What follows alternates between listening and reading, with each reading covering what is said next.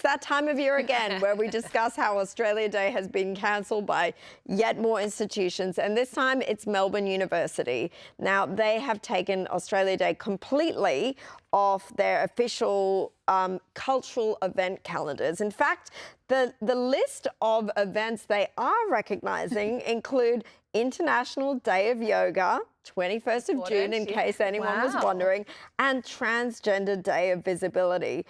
There are a couple of faculties that do mention January 26th, but only as an Invasion Day or Survival Day. So they're completely putting it, obviously, a very negative and one-sided spin on what for many and most Australians overwhelmingly is a day of celebration of Western civilization. We just have to move past. We are such a culture that is obsessed with apology and looking back and making everyone feel guilty for being born here or for coming here and not being the original owners of the land. And I think we need to stop that. And especially in universities and in schools where they've all got their ideological activism and almost they're teaching history in the way that they want to see fit. And I say to everyone, they all need to read Tony Abbott's new book, because it is a very, very well-researched... Watch the Sky News documentary. Yeah, exactly, which goes very nicely with it, because it's a really good way of looking at Australia's history so that we are proud of where we live. Let's bring back the pride in our country. Be proud to have the flag hanging up.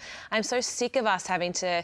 I mean, it doesn't just start at a university level or even high school. It's in preschools and kindergartens now. There's always was, always will be some form of acknowledgement to country every day. It is really, by the time they get to school, primary school or high school, they've already been indoctrinated to one level. We always talk about the example of when our kids, when they were in Melbourne, and he was very little but couldn't identify the Australian flag but could identify the Aboriginal and Torres Strait Islander flags. And I remember saying to my husband, "Oh, we've got a very big problem here." And it's because they get taught from such a very young age, and they do the acknowledgement to country every day. They hardly ever sing the anthem.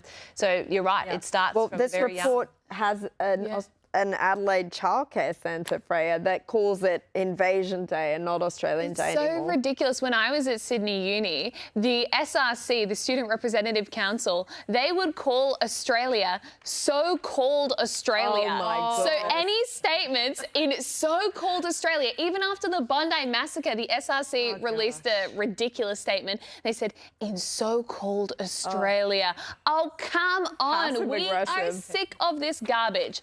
But in better news, if you are looking for something to stream, something to watch, a groundbreaking new documentary is about to be released, and it's all about Melania Trump in the 20 days leading up to Donald Trump's inauguration. This is the highest, most expensive documentary ever made, costing 60 million Australian dollars, and it's pretty incredible. Have a look at the trailer. Everyone wants to know. So here it is.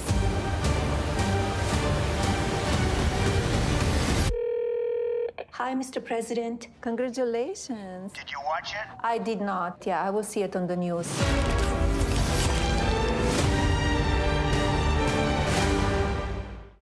I love it. And it's just so amazing because Melania is effortlessly elegant, but also very discreet and private. So this is really going to be something very special, a behind-the-scenes look at the First Lady in a way we've never seen before, and the production value, just the access you get into their lives, it's pretty awesome. Oh, I'll be tuning in and watching, absolutely, because it's just a behind-the-scenes look of the lead-up and a world that we aren't exposed to.